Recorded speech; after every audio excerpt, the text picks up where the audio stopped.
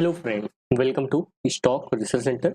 आज हम यहाँ पे बात करने वाले हैं जियो फाइनेंस के स्टॉक के बारे में। यहाँ पे जियो फाइनेंस की जो फाइनेंशियल डिटेल है वो सारी चीज़ें हम इस वीडियो में डिस्कस करेंगे और बात करेंगे अगर हम आज की डेट में जियो फाइनेंशियल के 1000 शेयर बाई कर ले तो यानी आने वाले टाइम में 20 साल में हमको कितना रिटर्न जनरेट करके जियो फाइनेंशियल दे सकता है, क्या पॉसिबिलिटी है, क्या प्रोबेबिलिटी है, वो सारी चीज़ें यहाँ पे आपके साथ डिस्कस करेंगे।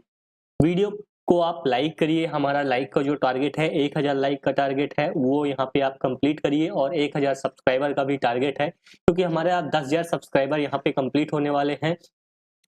तो उसके लिए मैं यहाँ पे वो एक व्हाट्सएप ग्रुप भी क्रिएट किया हूँ। तो व्हाट्सएप ग्रुप आपका जो लिंक है वो डिस्क्रिप्शन में है। पहले 1000 मेंबर ही उसमें ऐड हो पाएंगे, तो वो सारी चीजें चलती रहेंगी। व्हाट्सएप ग्रुप पे मैं सारी चीजें यहाँ पे अपडेट करता रहता हूँ कि किस स्टॉक में क्या चल रहा है, क्या फाइनेंशियल चल रहे हैं फटाफट, क्योंकि वीडियो बनाने में टाइम लग जाता है बट अपडेट करने में व्हाट्सएप में बहुत ज्यादा टाइम नहीं लगता है। तो उसके लिए मैं यहाँ पे एक्टिव हो गया हूँ, तो व्हाट्सएप ग्रुप भी आप ज्वाइन कर सकते हैं। आ जाते हैं सबसे पहले screener.in पे। screener.in पे आ जाए। देखो जियो फाइनेंशियल का अभी हाल ही में Q2 का जो नंबर है Q2 का वो आया है। बहुत ज्यादा यहाँ पे बिजनेस अभी नहीं बढ़ा है और बिजनेस नहीं बढ़ा है, इसी कारण से यहाँ पे जो प्राइस है वो यहाँ पे 330 के आसपास देखने को मिल रही है। अगर यहाँ पे बिजनेस बढ़ जाता तो ये प्राइस 600, 900, 1200 के आसपास आपको आने वाले टाइम में देखने को मिलेगा। मार्केट कैप की बात करें, मार्केट कैप अगर आप देखोगे तो करीबन यहाँ पे 2,09,000 करोड़ का ये मार्केट कैप होल्ड करता है। बुक वैल्यू इसकी यहाँ पे देख सकते हो 216 है। जब मैं पहली बार जियो फाइनेंशियल पे वीडियो बनाया था तो वहां पे जो बुक वैल्यू थी वो कितनी थी, 180 के आसपास। देख रहे हो बिजनेस बढ़ता जा रहा, तो यहाँ पे इनकी जो बुक वैल्यू है वो भी यहाँ पे इंक्रीज होती जा रही है। और करंट प्राइस अभी चल रहा है 330। उस टाइम पे 260 के आसपास चल रहा था जब 180 बुक वैल्यू था, और अभी 216 बुक वैल्यू हो गया है, तो करंट प्राइस 330 के आसपास चल रहा है। इसने इस साल हाई लगाया 395 का और लो लगाया था 204 रुपए का। 204 पे जो लोग बाइंग किए होंगे वो यहाँ पे आज अच्छा खासा मजे लूट रहे होंगे कि सही प्राइस पे बाइंग कर लिया। बट उस टाइम भी प्राइस टू अर्निंग रेशियो ज्यादा था क्योंकि बिजनेस यहाँ पे अभी ऑपरेट फुली हुआ नहीं है। इस कारण से अभी भी प्राइस टू अर्निंग रेशियो क्या है, सेम है, मतलब ज्यादा ही है, कम पहले से कम हुआ है बट अभी भी प्राइस टू अर्निंग रेशियो आपको महंगा दिखाई पड़ेगा। बट अगर एक चीज हम कंपेयर करेंगे तो आप भूल जाओगे, वो चीजें आगे हम यहाँ पे बताते हैं आपको। रिटर्न ऑन कैपिटल एम्प्लॉयड बहुत कम है क्योंकि बिजनेस ही नहीं चालू हुआ है। रिटर्न ऑन इक्विटी भी यहाँ पे बहुत कम देखने को मिलेगी। फेस वैल्यू स्टॉक की यहाँ पे 10 है। ये बेसिक डिटेल है। अब एक कंपेयर स्टार्टिंग में कर लेते हैं। सेम फील्ड पे कौन सा है, जियो फाइनेंशियल जिस फील्ड पे है सेम फील्ड पे बजाज फाइनेंस भी है, ठीक है, तो उसी से कंपेयर करेंगे।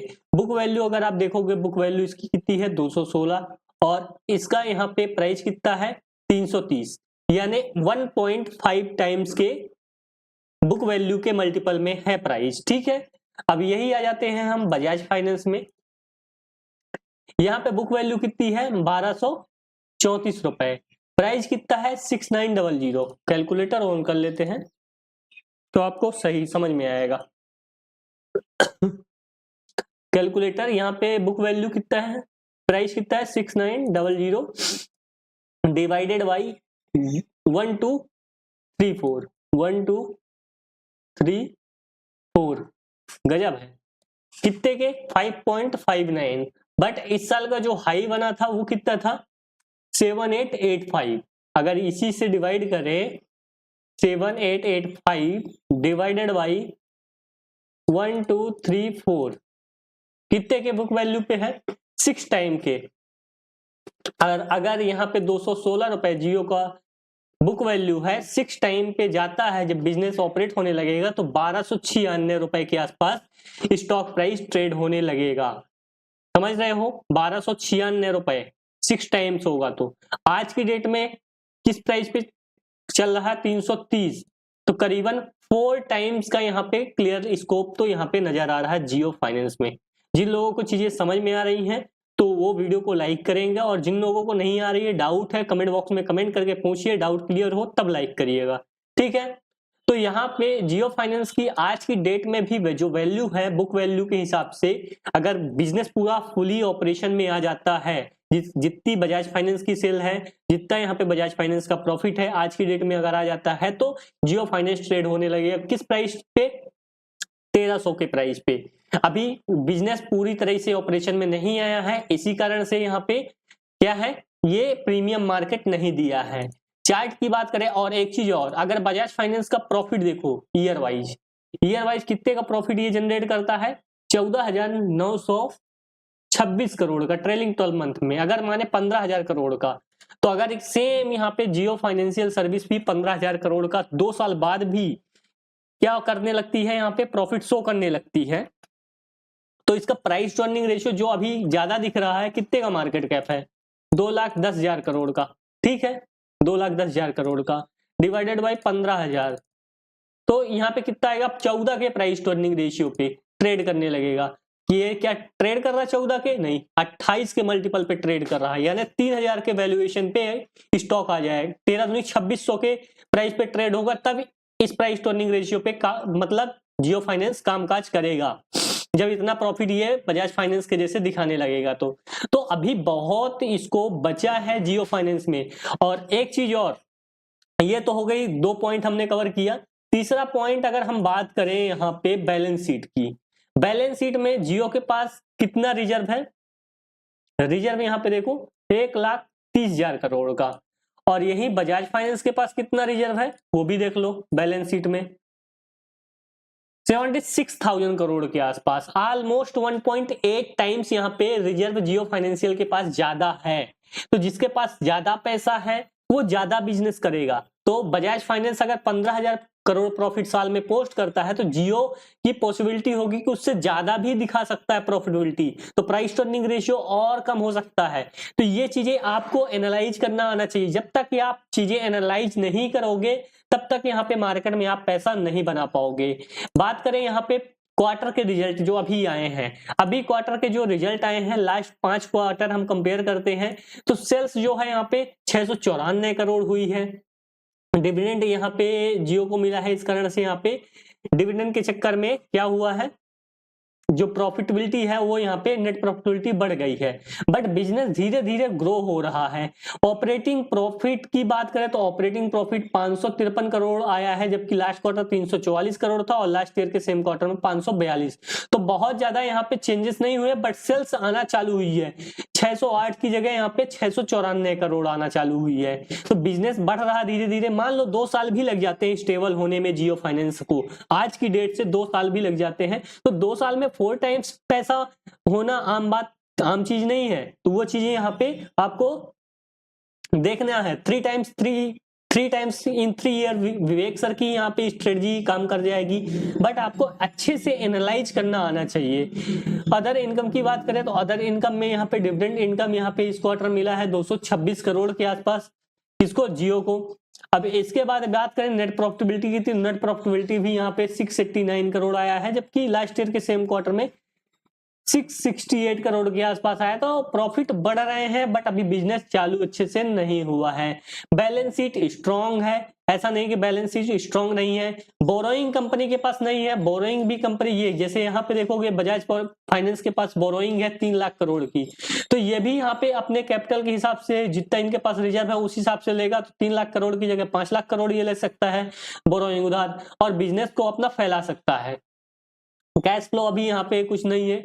इन्वेस्टर की बात कर लेते हैं। इन्वेस्टर में यहाँ पे प्रमोटर के पास 47% है, यानी प्रमोटर को भी अपने बिजनेस पे भरोसा है। एफआईआई के पास यहाँ पे 16.86% है, डीआईआई के पास यहाँ पे 11.39% है, गवर्नमेंट के पास यहाँ पे बहुत ज्यादा नहीं है, बट पब्लिक के पास जो होल्डिंग है 24.46% है। तो पब्लिक की होल्डिंग पहले यहाँ पे 17% थी, अभी यहाँ पे बड़े प्लेयर बेच दिए माल, तो यहाँ पे ऊपर के लेवल पे बेचे हैं, ऐसा नहीं कि नीचे के लेवल पे, ऊपर के लेवल पे बेचे हैं, तो यहाँ पे पब्लिक की होल्डिंग बढ़ गई है। अब जैसे यहाँ पे बिजनेस आने लगेगा कि ये चीजें यहाँ पे भनक लग जाएगी बड़े प्लेयर को, एफआईआई को, यहाँ पे बिजनेस बढ़ने वाला है, तो यहाँ पे तुरंत वो कैप्चर करेंगे इस स्टॉक को। तो पब्लिक की जो होल्डिंग है वो यहाँ पे कम हो जाएगी और एफआईआई डीआईआई की होल्डिंग जो है यहाँ पे बढ़ती जाएगी। अब एक चीज और एनालाइज करते हैं, चार्ट। सबसे पहले हम बजाज फाइनेंस का चार्ट देखते हैं। बजाज फाइनेंस 20 साल का चार्ट देखते हैं। ठीक है, जब से लिस्ट हुआ है।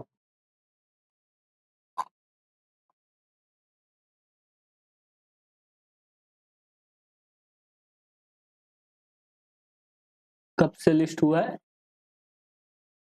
2001 में लिस्ट हुआ है शायद।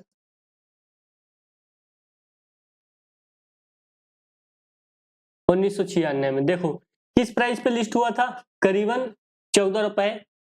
स्प्लिट हुआ होगा, बोनस दिया होगा, वो छोड़ देते हैं डायरेक्टली। 14 रुपए पे लिस्ट हुआ था। उसके बाद यहाँ पे 1996 में और मतलब करीबन 2000 के आसपास इसने लो जो बनाया था, 2 रुपए 66 पैसे का लो बनाया था। ठीक है, अब 2 रुपए का 66 पैसे का लो बनाने के बाद 20 साल में कितना रिटर्न दिया है वो यहाँ पे देखना है। ऑल टाइम अब लग जाओ। अब मान के चले 14 रुपए पे भी लिस्ट हुआ है, तो 20 साल कितना हुआ? 2016। 2016 में इस स्टॉक का जो हाई था, बढ़ा लेते हैं, 2016-17, ये देखो, ये जो हाई था इसको पकड़ते हैं 1198, 1200 के आसपास ये था। कैलकुलेटर कितने टाइम्स रिटर्न देता है? 1200 के आसपास था, 14 रुपए पे लिस्ट हुआ था, नीचे आया वो नहीं गिनता मैं अभी। ठीक है, 85 टाइम्स। यानी कोई इसके शेयर प्राइस में 1 लाख अगर डालता, 1 लाख डालता तो 85 टाइम्स ये रिटर्न देता, तो कितना होता? 85 लाख रुपए 20 साल में, यानी करीबन 1 करोड़ के आसपास ही ये रिटर्न जनरेट करके देता। अब जियो फाइनेंशियल में क्या है वो भी देख लेते हैं। और उस टाइम पे शेयर प्राइस, क्योंकि लोन उस टाइम पे बहुत कम लोग लेते थे, अब तो यहाँ पे सब समझदार है, सब लोन फटाफट लेते हैं और पे करते हैं, तो बिजनेस बहुत जल्दी ग्रो हो जाता है। अब यहाँ पे जियो फाइनेंस के केस में क्या हुआ, लिस्ट हुआ 262 के आसपास, नीचे गया 200, फिर बहुत टाइम लगाया, एक ऊपर गया और इसको ब्रेक करके करीबन 400 के आसपास ही जाने का प्रयास किया। 400 के लेवल पे 395 के लेवल पे अटका, उसके बाद फिर से नीचे आया, करीबन यहाँ पे अभी 330 के आसपास ये कामकाज करता हुआ दिखाई पड़ रहा है।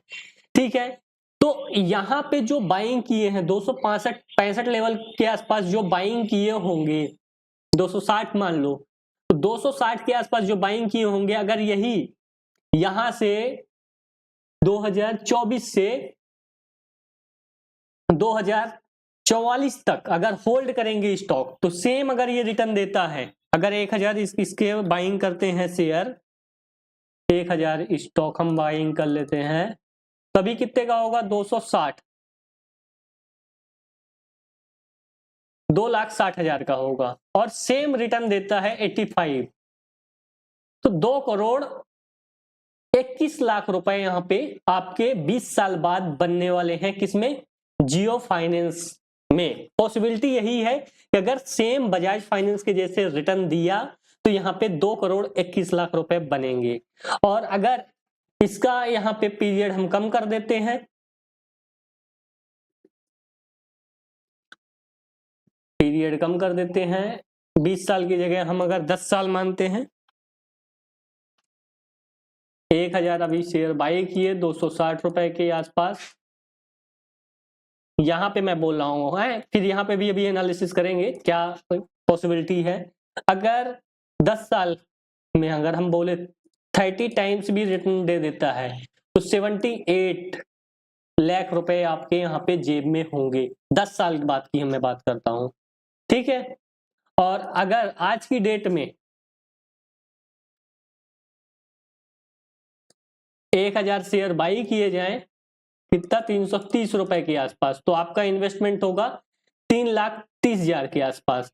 और यहां से अगर जियो फाइनेंस 10 साल में 30 टाइम्स नहीं, 20 साल में अगर 50 टाइम्स की बात कर लेते हैं, 50 टाइम्स भी देता है, तो 1 करोड़ 65 लाख के आसपास यहाँ पे आज के प्राइस से मैं 50 टाइम्स मल्टीप्लाई किया हूं, 85 टाइम्स नहीं, 20 साल का मैं लिया हूं, क्योंकि यहाँ पे थोड़ा शेयर प्राइस में एक्शन हो गया है। तो 50 टाइम्स भी रिटर्न जनरेट कर देता है, तो 1,65,00,000 रुपए यहाँ पे आपके जियो फाइनेंस बना के ये स्टॉक दे सकता है। पॉसिबिलिटी है, गारंटी नहीं। और ये जो वीडियो बनाया जाता है ओनली फॉर एजुकेशनल पर्पज से बनाया जाता है, ना कि यहाँ पे कोई इन्वेस्टमेंट पर्पज से। कोई भी फ्रेश इन्वेस्टमेंट करना है तो अपने फाइनेंशियल एडवाइजर से कंसर्न करें। आप बताओ कि जियो फाइनेंस में आपको स्कोप नजर आ रहा कि नहीं आ रहा है? अपना ओपिनियन कमेंट बॉक्स में कमेंट कर सकते हो। और वीडियो अच्छा लगा तो लाइक करें, दोस्तों के साथ शेयर करें, और साथ ही जो बेल नोटिफिकेशन है चैनल को सब्सक्राइब करना वो ना भूलें। मिलते हैं हम नेक्स्ट वीडियो में।